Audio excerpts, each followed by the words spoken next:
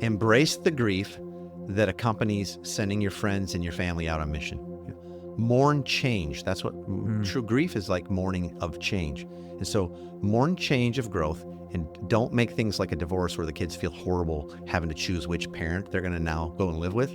Yeah. But as the community, decide what are our gift mix, and what's it going to be like when we're not doing everything together because some of the family moved out and multiplied and they're having their own oikos, their own family mission. Sure. And how will we still get together? And my kids are raised, they're having families of their own. So we have to plan out, well, good luck. That was a killer 20-something years, and now I'll never see you. No, we're still a family. We're still a family. Still do stuff, yeah. And so we had to embrace that grief, and we had to embrace the change, that they won't do things exactly the same as us. And for a while, they might push on it, and it'll feel like, like what, we sucked, or no, they're growing up, they're doing their own thing, and they'll eventually come back around and go like, so how did you do that again? Great. That's so good. It's normal, right?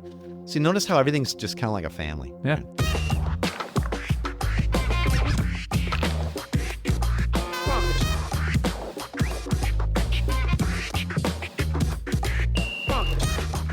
Welcome to the Everyday Disciple Podcast, where you'll learn how to live with greater intentionality and an integrated faith that naturally fits into every area of life. In other words, discipleship as a lifestyle. This is the stuff your parents, pastors, and seminary professors probably forgot to tell you. And now, here's your host, Caesar Kalinowski. Thank you, Heath. Good to be with you again, as always. Whenever you rip off that opening line there, this stuff your parents, teachers, and pastors forgot to tell you, I always hear like a sound effect added right there. Boing. I don't know why. We should put that in next. It's kind of like they wish they had. Boing. Like I love cartoons. I always have. And like a slide whistle, like pew. Yeah. We were recording the last episode. I was thinking like, man, I almost went boing right when you said it. Maybe in upcoming, I'll just sneak that in there and see if our listeners hear it and write in. I won't mention it the day we add the boing. There you go. But if they hear it, write in and say, I heard the boing. Hey, I took what you said on episode 422. If you haven't heard it, really cool about how to stop sinning and the 4 G's and how to stop sinning. It sounds so pedantic. Like, yeah. That's it. I stopped. That's over. I'm never going to sin again. It's so cool. Thank you. We're getting lots of downloads of people who are actually printing out the free poster thing we sent out. People loving that. 4 G's, yeah. So that was a heavy episode. I know a lot of people are like, hey, thanks a lot for that. Yeah. But the truth is that all led to freedom. And so I loved it. I love that. And man, oh man. So go back and listen to that if you want to know how to stop sinning or what's behind it. I mean, give yourself a break, give others a break. Big perspective shift. Today we're making a little bit of a switch, and we're talking about how to bring intentionality and multiplication into everything that you do within your missional community. Yeah, I mean, the healthy things grow, so that's where we want to go. Yep. Right? But a lot of people that I've talked to, and I travel around, obviously coaching and training a lot all over the world. Sure. A lot of people in faith communities never multiply them. They sort of become this sort of stagnant thing, or they slow down or whatever. And part of what's going on is people don't grow up and then sort of move out. Yeah. And I kind of use this analogy of like, hey, raise your kids to move out. Yep. And you think about it, it sounds kind of funny, and I had a post a few years ago on a blog about that, raise your kids to move out. But that's exactly sort of the overarching analogy that I want to use today about when it comes to missional community life, incarnational community, whatever you're calling it, right? Yep. You want to raise the kids to move out.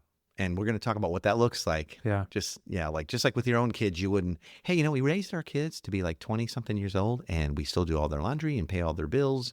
And they work, but they just keep all that money for themselves. You'd never do that because you prepare your kids for get out of here. The day is like probably you're going to have a household of your own, some form and fashion, probably maybe married with kids and all, but you're certainly going to grow up and it's time to move out. You know what I've been hearing a lot lately, even with the conversation with some friends at launch a couple weeks ago here at the house, is talking about how many small groups or the mentality of small groups and how so many of them are either closed groups or we don't like having new people in here because we all know each other's stories and we're close and we share things. Or even like, hey, we're going to take the whole summer off and try to regroup, or we're taking Christmas off because it's busy. And you just mentioned like raise kids to move out and healthy things keep growing. So can you explain for a few minutes, like why? Yeah. What are the concerns going on here? Creational level, healthy things grow and multiply. God sends us out, right? Breathes his own breath of life into us and sends us out to be fruitful and multiply. Yep. Beautiful, those two words brought together. Fruitful. Oh, goodness provides life. Yeah. Fruit has seed in it, and it reproduces itself, right? And multiply. So that's God's creational order, is that we be healthy and we would multiply. And so when we look at the church and we see it in decline, it wouldn't be in decline if it was healthy. Healthy things always grow. It's creational order. In fact, why our bodies, science lesson, why our bodies die is we stop multiplying cells. That reproduction of everything and all that, it slows down at first. That's you start aging, and then eventually certain things don't replenish, and then that fails. That organ fails or whatever it is, right? And so creational order, healthy things always grow, and there should be multiplication expected because that's how God's created things to be, right? Yeah, absolutely. You were telling me earlier about how your son teaching him to mow the lawn and that sort of stuff. Like, yeah, well, there again, back to that major analogy, like raise your kids to grow out. When my son was a kid, he's a boy, he's raised now. Sure.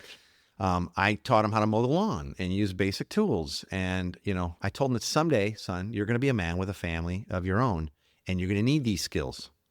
And I seeded into his heart and his mind an expectation that he would most likely be a father and lead his own family at some point in the future. And it's the exact same thing with growth and leadership in our missional communities, right? We need to expect growth and multiplication to happen while letting everyone know involved that that's normal and that's good.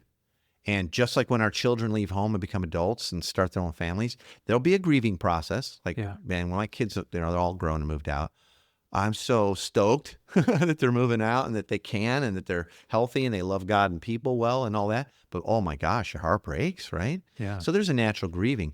But a lot of people, and we were asking some folks this last week, hey, how's multiplication gone? Well, we haven't really multiplied our community out. How long's it been together? Quite a while.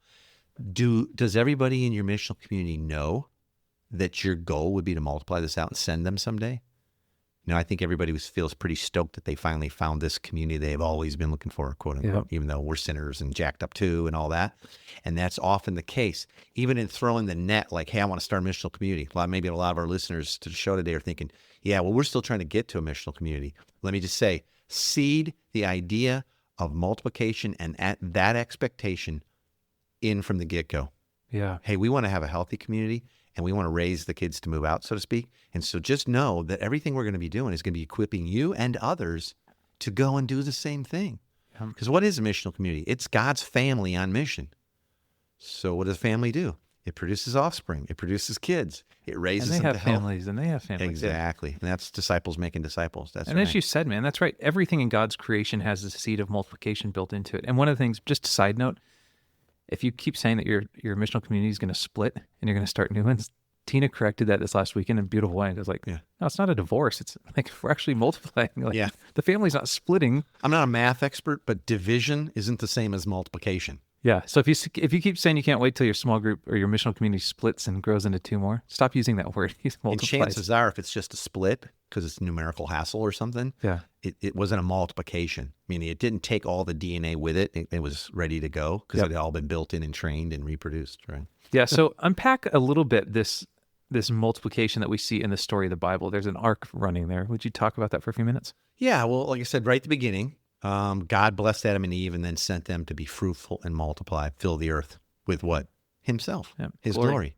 Yeah. What's the goal of a missional community or the church? Let's just go up meta. Fill the earth with what God is like. Yeah, exactly. That's why. It's not to throw killer services and, all that kind of stuff or be nice or, alleviate this or that. It's ultimately to be fruitful, multiply his glory, his image. Now, here's another example. After the flood, as God restarted all of humanity through Noah and his family, what's it say right after you come off the boat and he's sacrificing to God? God says, now be fruitful and multiply and increase the number of people exponentially all over the earth again.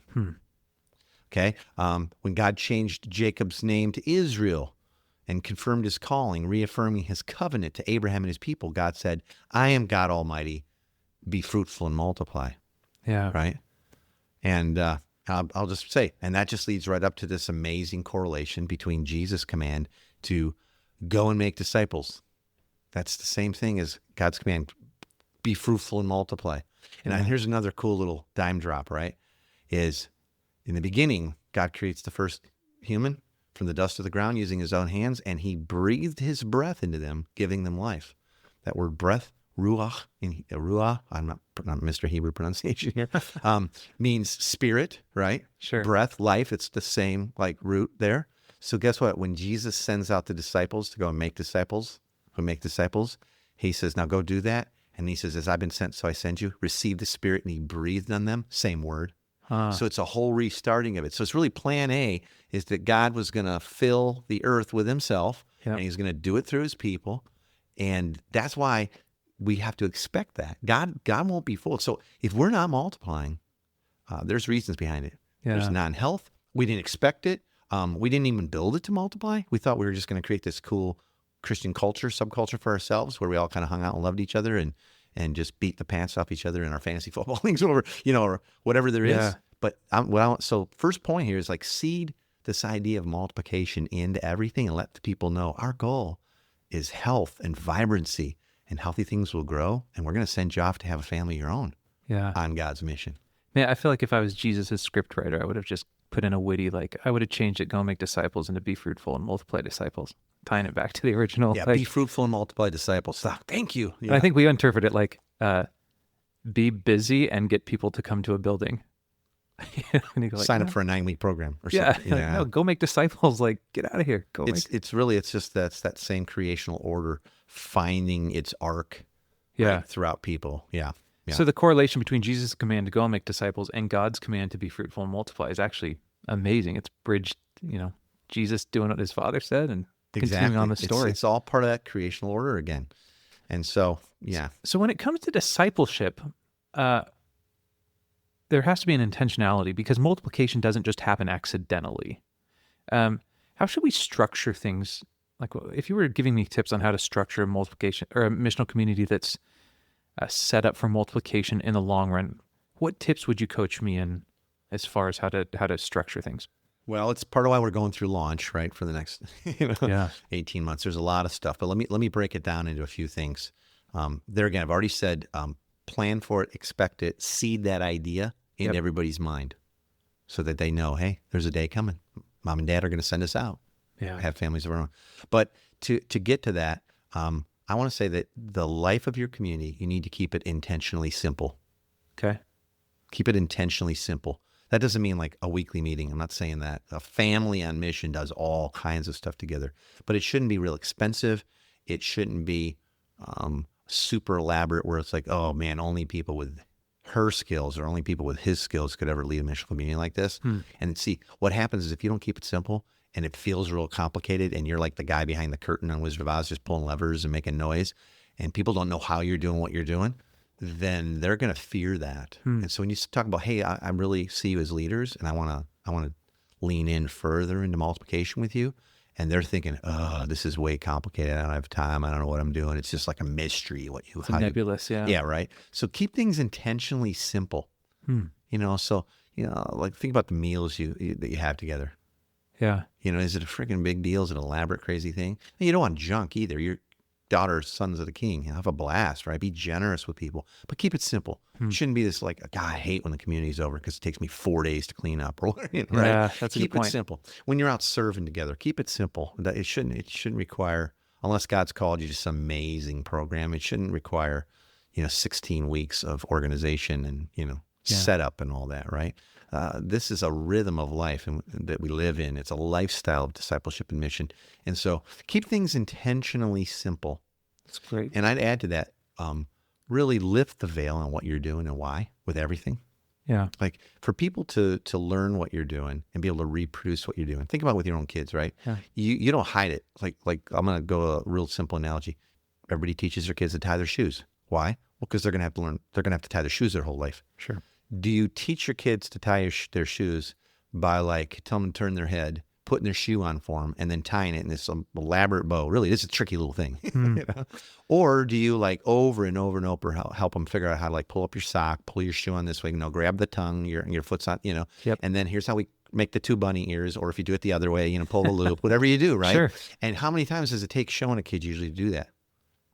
A ton, a zillion, right? Tons. But so of course you have to. But I'll tell you what, so often in community life, in missional community life, we kind of love to act like, maybe not even intentionally, I don't want to put anything in anybody's heart, but we act like Yoda Jesus. Man, that Heath guy, he rocks this stuff. the questions he asks. And you come over, the house is beautiful. And he's always Yeah. got like all this stuff for us to learn. And then, we went out and served and he had it all set up and like trucks full of gear and stuff. And, and then like we all got to go home and he's like, I'll take care of all this. And it's like, you're kind of like Yoda. I don't know how you do it. You're so good. And like you're Yoda Jesus. You're not Like, making disciples though. yeah, don't, keep it simple and always lift the veil. Like let everybody see what exactly you're doing. Think about Jesus comes, King of Kings, Lord of Lords, created the universe. Yep. The Word. He is the Word. Without him, nothing existed, ever existed, or will exist. He comes to earth, human, puts on the robe, Yep. scratchy beard, sandals, and every single thing he did out in the open, and he explained it, and he showed them, and they did it for years together. Yeah. Okay? Intentionally simple. By the way, think about how simple what Jesus did with his disciples was. Yep. No buildings needed, no giant sums of money required, no like holy cow stage and lighting, like just like life. Yeah, and he lifted the veil a lot too, like you said. He'd do a miracle, and he'd get away with a couple of the guys and go, "Hey, here's what you just saw. Here's what you why." saw, why, and here's this. And you've done that with me too in my discipleship, even leading, like we do this cigars and theology thing. And as I've started to lead some of these, you're really helpful at going like, "Hey, so why don't you create the questions and I'll create them?" And you go, "Okay, but why don't we start with question one? And why don't you, what I try to do here is I try to ask this question because I want this response. And then I'm able to, you don't tell me these are the questions you're going to ask, but you kind of work through that. Or, hey, when you're having a missional community, like, I'm raising you to move out and start You a are. cigar and theology of your own." well, then when we have missional community, it's like, hey, let's turn on our porch light and open our windows and leave the door open. Why? Because it shows people we want them in our house. It's not closed up and light. So just even little things like that, that you're building those seeds of multiplication into it. Yeah. So, so intentionally simple. Okay. Reproducible. Okay. It has to be reproducible, meaning, well, that's unique. No one else could do that except this couple. Yeah. Here's reproducible. Like if you do something that requires a hot tub, a giant yard, all kinds of crazy gear and a certain type of house, well, unless everybody has that, Not happening. right? I love the fact that like when we first moved to Tacoma and we were starting up missional communities, our first missional community took place in a little dinky. It was really like almost, what do they call those apartments that aren't apartments? They're just one room. Studio. It was really almost a studio, but it did have a bedroom, but it was like a studio. And you went in the bedroom Tiny. and like literally you open the door and you just bang your knee into the edge of the bed. It's like that, right? Yeah. And the kitchen is like the size of the counter. Yeah. It's And like a enough- motorhome. Yeah. And so, 17, 18, 20, 25 people jammed in there week after every event and games and movie night. And I mean, we just did it all in there. And so no one could ever say like, well, and like now where we're doing launch here and we're doing training with a lot of people. Sure. Yeah, our house is larger than we used to have, right? But it doesn't require that. And so make sure everything you do is reproducible. So there again, if you're out doing a serving project, like, holy cow, where did you get the 2 forklifts and, the front end loader? Yeah. Like, well, it's so much quicker with this. And I borrow them from a guy that I know. It's like, well, great. But like, there's a park in can't my do that. neighborhood. Can I loan those? Nah, this is one time, So make what you do simple and intentionally simple and make it reproducible. So think about even the simplicity of like the meals that you have together as a family. My wife's a chef, right? Tina can An rock. amazing chef. She can rock the food. Yeah. She does these 8-course with pairings meals for 8 people that's mind blowing. She usually does them as fundraisers, but sometimes we just do them in community and we usually Yeah. bring, our people a piece in and they like literally, we have people weeping at the end. But we're careful because if we're trying to train them, like this is what life in the kingdom looks like, well, that's a blessing. That's like Babette's feast, but if that was like every missional community, people would go like, there's no way I'm going to have people over my home. I could never pull it off. 8 courses paired. I can't afford it, Sure. and I don't even have enough dishes, blah, blah, blah. But when we're doing community, think about like our Oikos family nights, cigar and theology. What does Tina always have on the stove? And she's not even around. Dinner. It's like a soup. Yeah. Yeah. Soup and some bread bowl of or chili. There's, big it's pot nothing. of spaghetti. Yeah, it's nothing. It's the simplest of things. And that's very intentional. Yeah. It's very intentional. So It's amazing. make it reproducible. Anything you do, your teaching, your hang time, what you do with the kids in the community, all that. And then make it scalable. Okay. Scalable is that it can reproduce. Yeah, I learned that from Shark Tank recently. Like, healthy things grow, right? Like, how do you do this? Cigars and theology, we can do that anywhere. We can have other people learning how to do that. Yeah. So there's some ways something can be scalable.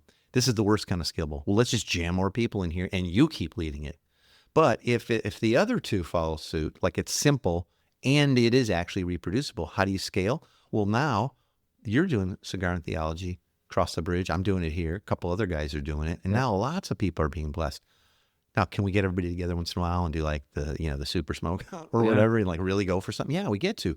Or we decided all the guys in all of our different cigar and theologies, we're all going away camping and we're going to have we got this one topic we really want to get after. Yeah. Go for it. I can remember years ago, and we still do these things, but I can remember years ago when we're doing, we call Breakfast Club, where we're doing a weekend, Saturday or Sunday morning brunch.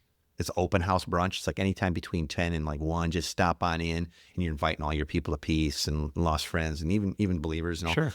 And Tina would do it very simple. It'd be like, so you know what's on the menu from like 10 to 1? She just made up a huge thing of the cheapest pancake batter. Yep. And we stuck a whole bunch of bacon in on a pan in the oven because that's the simplest way to do it, bake it. And then like anybody said, well, what can we bring? It's like, yeah, bring orange juice if you want, or bring a fruit salad. That's it. It's super simple. Maybe a person said, hey, could I get an egg? Sure, But it wasn't like, oh my God, look at the spread. Yeah. And every week you might do it differently. But then here's the scalable part. People loved it so much. I remember one weekend, there was 17 different breakfast clubs going on around Tacoma. No way. Yeah.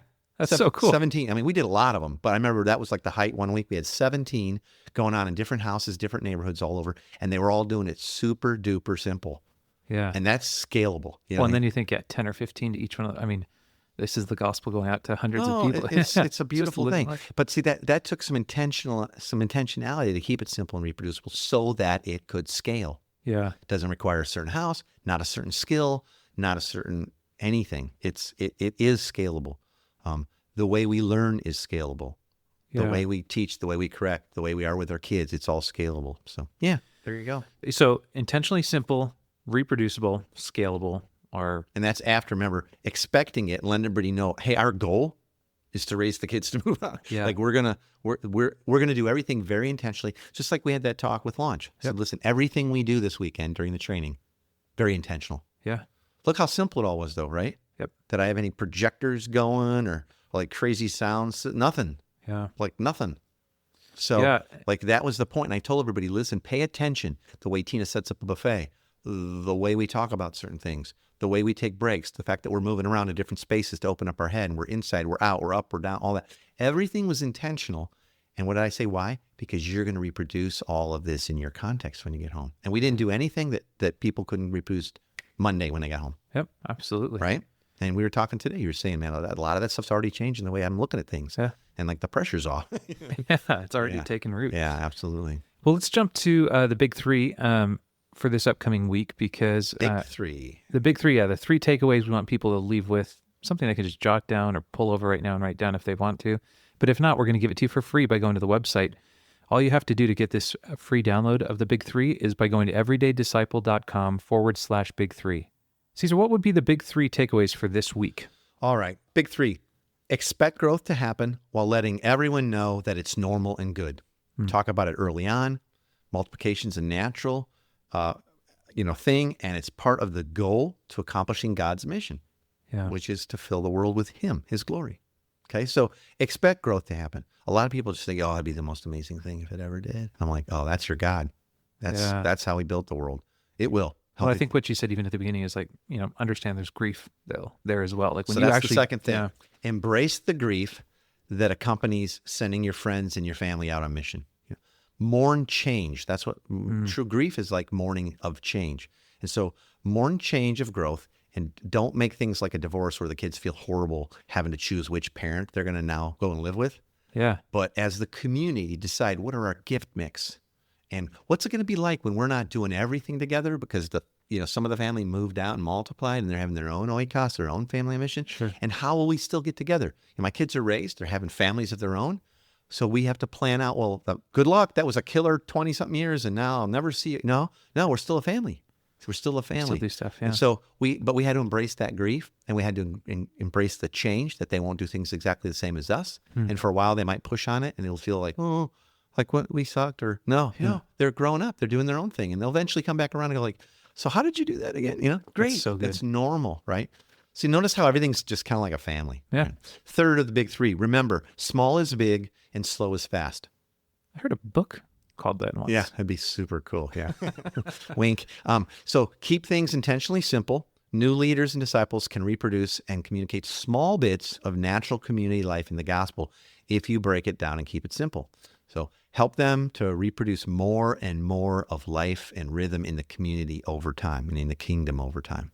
Okay. And part of how you do this is you make room for them to lead and also pass on what they're learning with others who are newer to the community. So part of how you keep things small, but moving fast actually is, hey, I've been doing this for a while, and now I'm going to ask you to do this for a while. Like you were using the example with cigar and theology, and I'm going to watch that. So it's not all on me, but I'm watching you help newer people kind of get assimilated into the family and all that, right? So you're making room for others to lead as they start to spread their wings a little bit and try it out. So be sure to give them constant feedback and encouragement on how they're doing and how they can improve.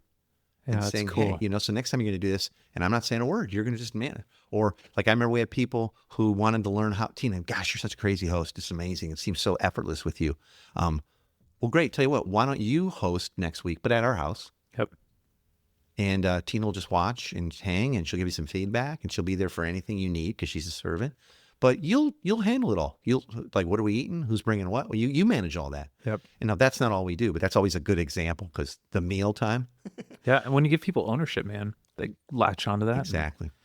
Thanks for those. Those are the big three for this week. Again, you can get those by going to everydaydisciple.com/big three. And I'm bummed that this week's over so fast, but next week we're actually talking about the 7 pillars of culture. So what it looks like, how easily it is to change families and cities and amazing stuff. Right. And by the way, folks, you're listening to this episode today, any episode really, please go over to Facebook, right? Search us up, join the group there, look for us on Facebook. And I want to hear your thoughts on this week. Like, how's multiplication going for you? And what did you glean from this week that you go like, that is going to help us move towards multiplication? Or some things that you've done that you go like, this was key and really crucial to our multiplication. Would you pass that stuff on so we can get wiser, smarter, faster together? Yeah.